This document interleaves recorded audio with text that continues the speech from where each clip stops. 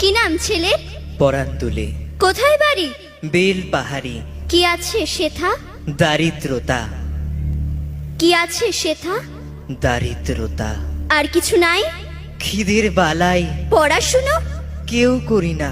School আছে? নয়কো কাছে কত দূরে? দেবান্তরে। মাস্টার কটা? মোটে একটা।